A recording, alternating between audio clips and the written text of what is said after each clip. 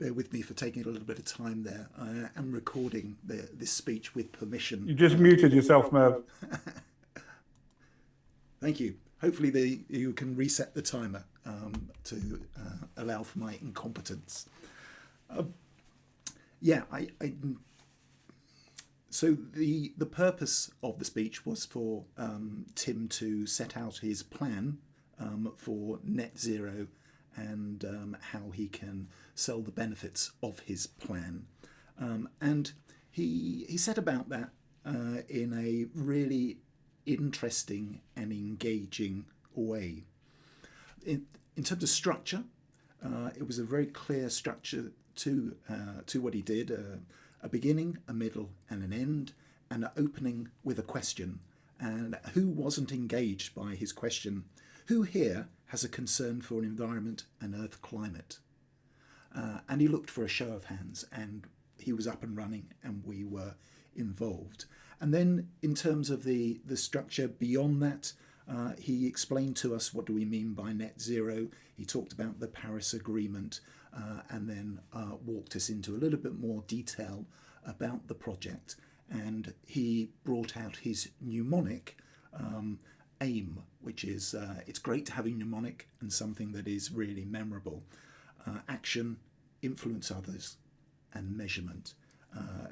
And again, really clear, a real takeaway that we can use following this. Throughout the speech, he used two characters to great effect: the climate skeptic and the climate fanatic.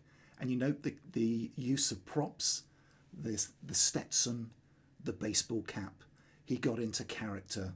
His language changed. It was really useful. And I could see as he moved from side to side to emphasis, he was showing us a scale. And in the middle of that scale of the extremes, he gave us the pragmatic view.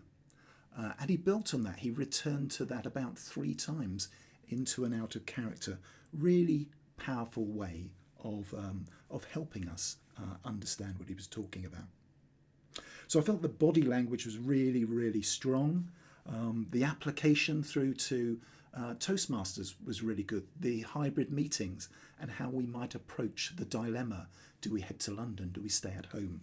Really was engaging and felt very real to me.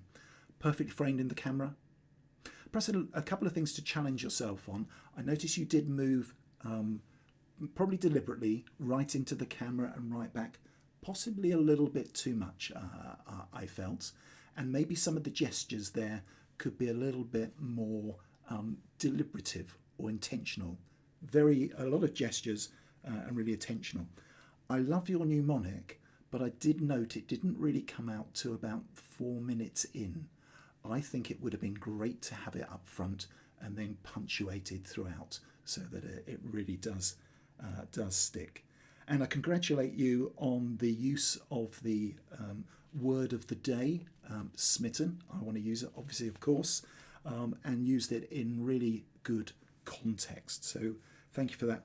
All in all, an excellent speech that you can be proud of, and we've learned something from, Tim. Thank you.